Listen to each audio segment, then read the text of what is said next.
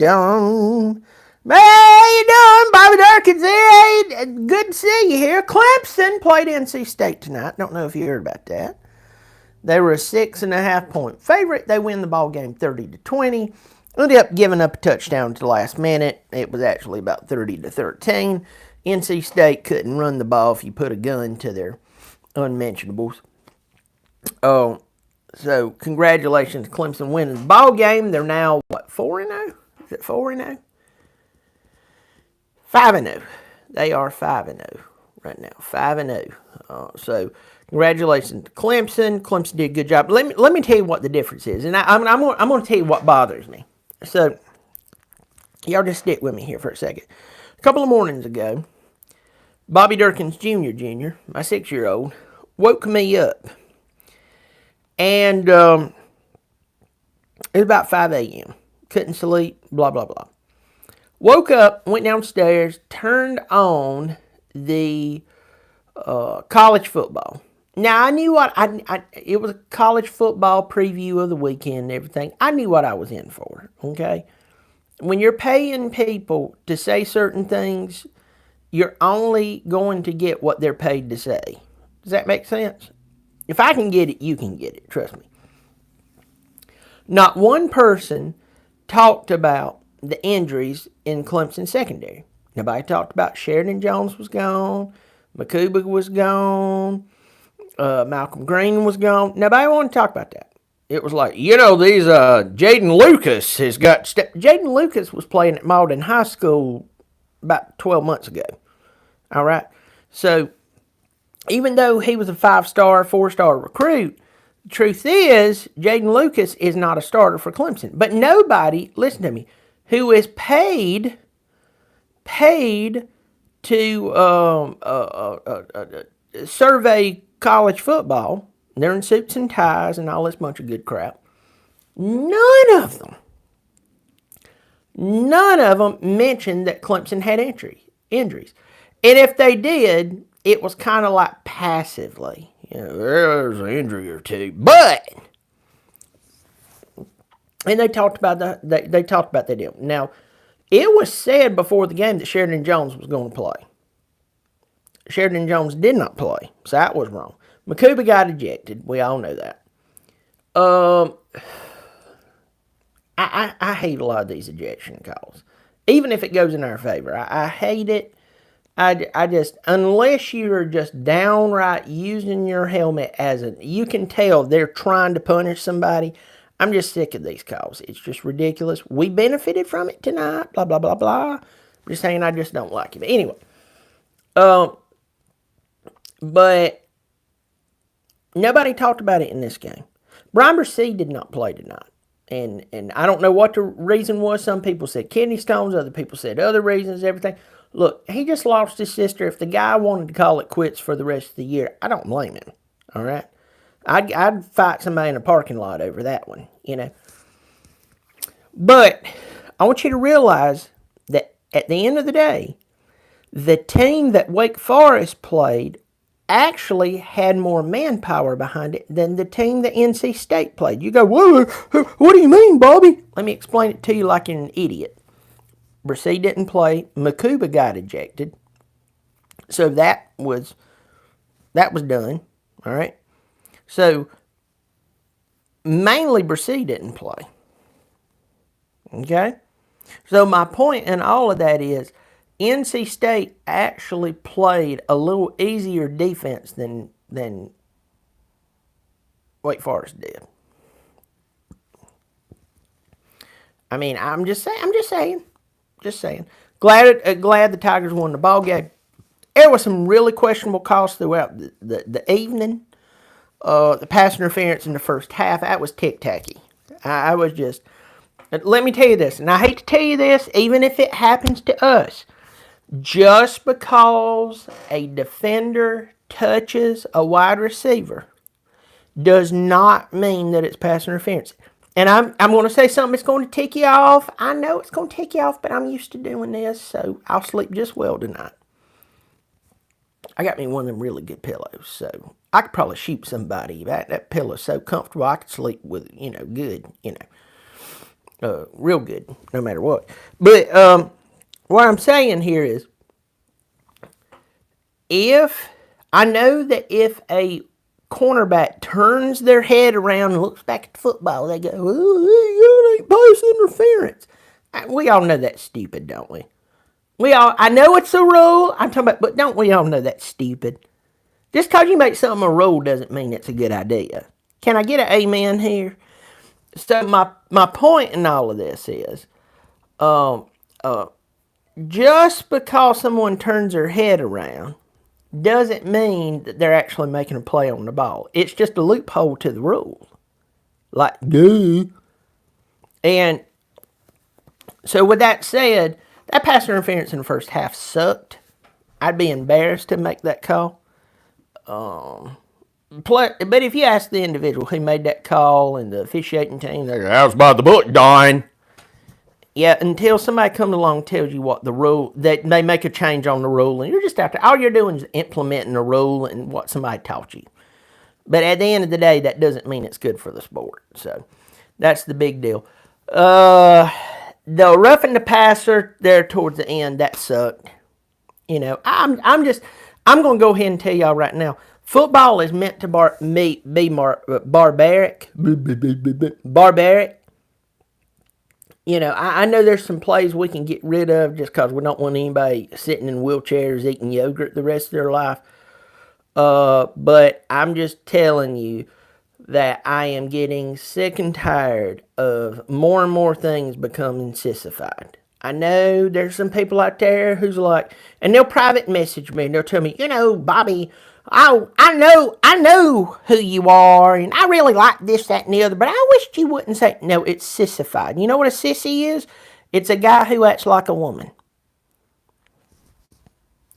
And football is barbaric. We watch it because it's barbaric. We enjoy it because it's rough.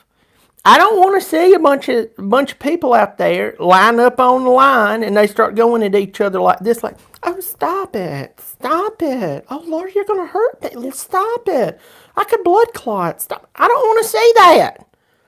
I want to see people going at it to the point that you think somebody could really get hurt here. That's why we do it. Okay? If you don't like that, go play flag football. And I'm not even talking about for the developmental stages of running routes and throwing, blah, blah, blah, blah, blah. I'm just telling you, go. Don't even play sports. I mean, good grief. But that was a stupid call. Didn't like it. It's good to see NC State lose, especially after everything that's went on over the past, 7-8 years with them. It's not been good. It's not been fun. Clemson wins the game. Some of the big things I do want to talk about is that, we missed so many people and we held them to 13 points. That they're at the last second. Everybody who didn't watch a game is going to be sitting there going, it was a 30-20 game. Yeah, we all know it was basically a 30-13 game. But hey, they gave up the points, blah, blah, blah. Clemson looked good tonight. Very proud of them. Very proud of DJ. Came out there, led the team. Antonio Williams did a really good job. We saw a bunch of people catch the ball tonight. Tons of people caught the ball tonight. And that's a big deal. It's a really big deal. Really proud of them. And, go Tigers. Tigers did a good job. If you sat and you watched Georgia almost lose to Missouri, it's the SEC. Y'all don't know. If you're on here and you're a Georgia fan, please don't lower yourself to talk about the SEC when it's Missouri. If you want to talk about the SEC play and you almost lost, and it's like Arkansas or Kentucky or Tennessee or something like that, okay, we'll talk. Missouri. We're talking about one step up from Vanderbilt, Missouri. That is not good football right there. But that's hilarious. But I guess what I'm trying to get to here is Clemson wins the ball game. They look good. They're becoming better week in and week out.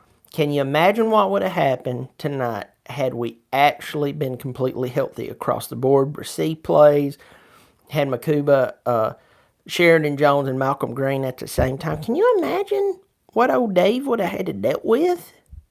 It wouldn't have been good. It wouldn't have been good. But hey, got out of weight.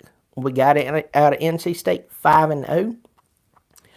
Don't worry about rankings. Whatever happens, it happens. You know, to me with rankings, it does not matter until the final playoff one is done. And y'all know it. I know it. Got a bunch of people in here. I'm gonna try to say may there to you, and then I'm gonna go to bed. I need to get shut eye so I can go church tomorrow, and I can thank the Lord for helping my team. Not helping my team, just letting them win. Timothy Bryant's in here. Alakazam. You. Charles Elliott. Man, Charles, hadn't seen you in a while. Dirty Joe. Hope you wash your underwear, Dirty Joe. Lee Griffith. Philip Bird. Brett King says, what's up, Bobby? What's up with you, my there? Got Mr. Brown. Hunter Goatfro. May there to you. Caleb Kraft. I bet you're good at crafts. I bet you've never heard that too. Ron Wells. Ron hadn't seen you in here. Yeah, I was a bogus roughing call. That was ridiculous.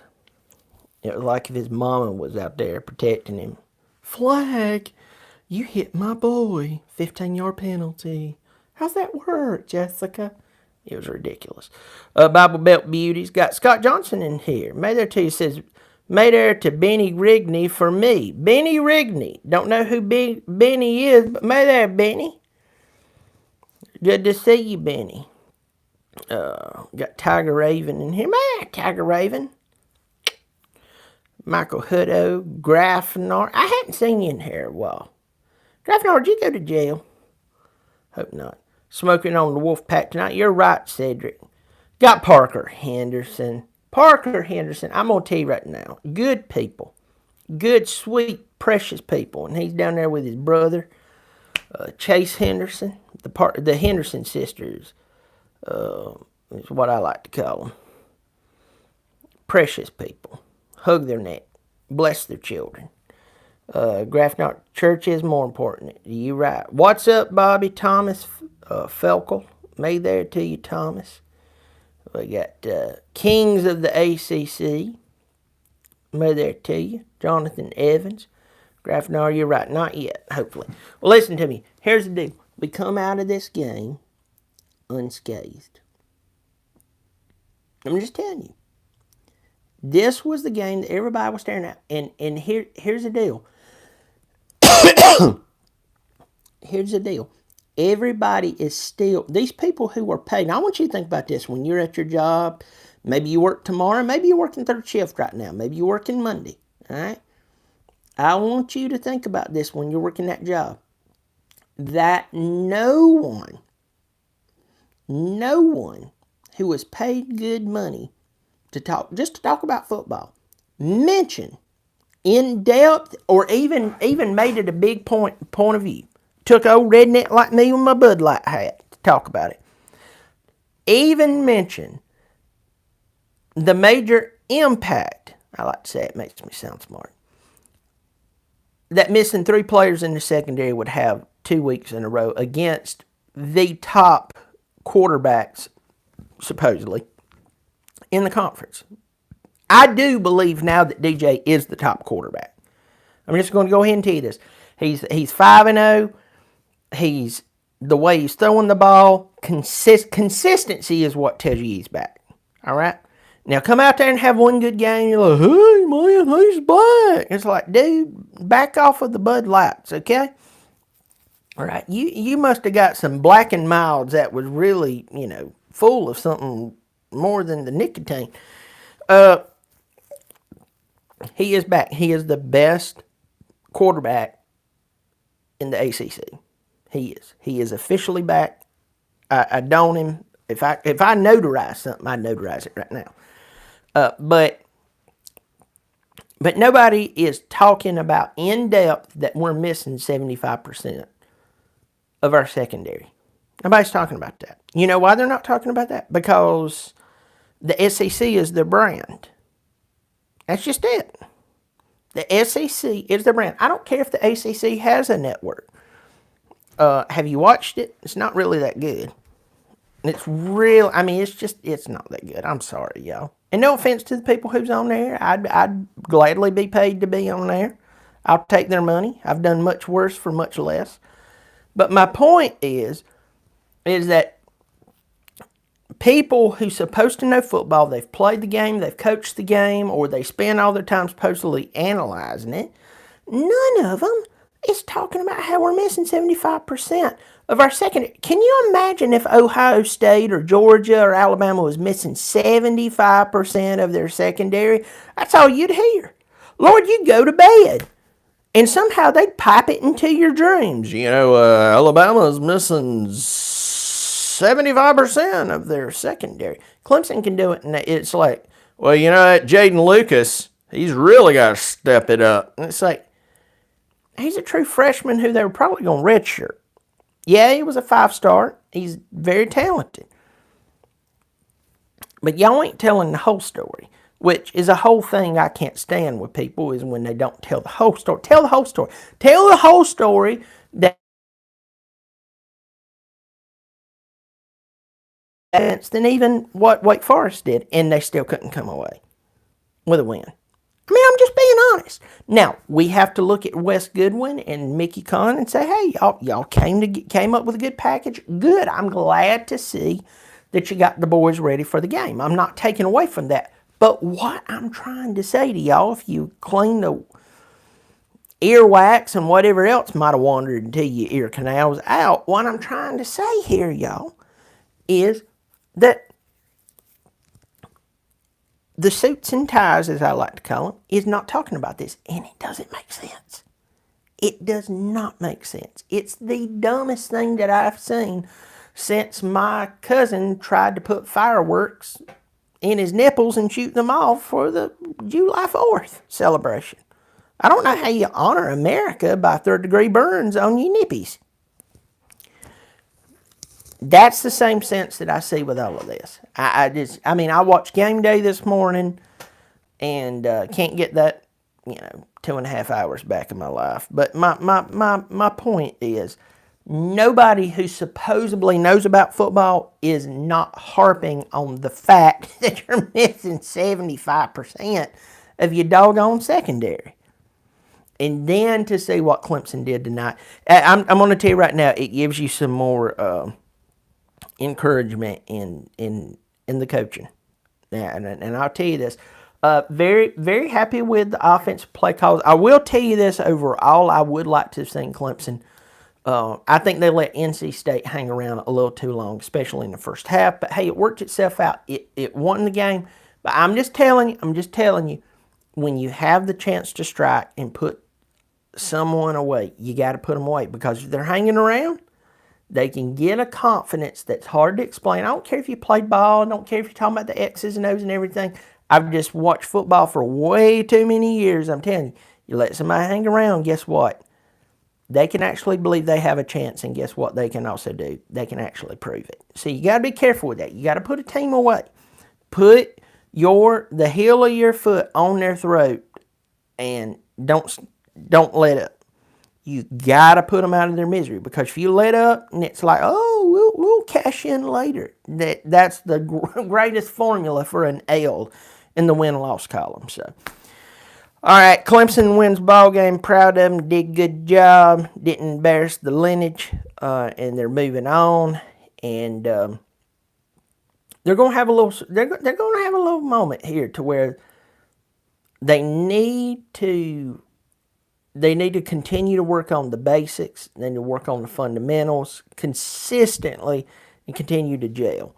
But you just got to be careful. That's the thing. Clemson cannot say, oh, we got out of the NC State game, got revenge from last year, and get to looking forward to a point to where they can't, to the point where they can give themselves an upset. So we don't want that. Let me get through here. Got the Brown Tiger in there. May there tell you, Kings of the ACC. Says DJ look good. They did look good. Eric Simpkins, BC up next. We come to Massachusetts. And William Backwell says thoughts on next week. Let me tell you this.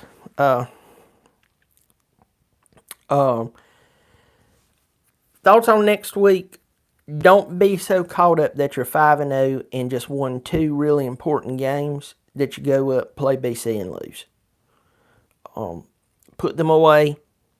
Hafley's a good coach. Hafley is one of those guys that he took over a bad situation, but Hafley's a good coach. So you have to respect that. Go put them away. Don't play around with them. Take them as they are. Watch the film on them. See what they do good. And then go kick them in the unmentionables. You know, walk up to them, kick them in the crotch. So, let's go from that. And then that's what I think we should do. Just go in there and tear it up. You can't play around with people. I'm telling you, the worst thing you can do is give somebody hope, because they might just take hold of it and win it. Or it says, I'm thinking Notre Dame is going to curb slap Clemson. Or I'm going to tell you right now, I don't know what you've been drinking today, but I've watched Notre Dame play football. I don't want to say never, but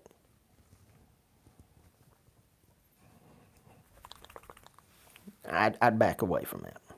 Well, listen, y'all, I'm gonna go to bed. Once again, I'm tickled. I'm tickled pink, whatever that means. Got this dry cough over here. I don't like it when somebody says, you got the cotton mouth. What does that mean? Well, you got the dry mouth. Why don't you just say that? Got the cotton mouth. You know.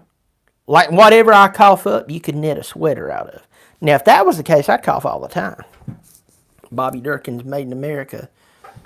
Organic. You wouldn't get no more organic than me harking it out of my loins. That'd be good. All right, I'm gone, y'all. Clemson wins 30-20. Bless them. Glad they won. I hope y'all will be good. If you're out there driving, y'all be careful, especially if you've been hitting the tank. Be careful. Don't do something stupid tonight. And if you do, please don't mention my name. They'll beat you with a hose or something. I'm Bobby Dirkens. Y'all keep showing up. I'll keep showing out. Bobby Dirkens.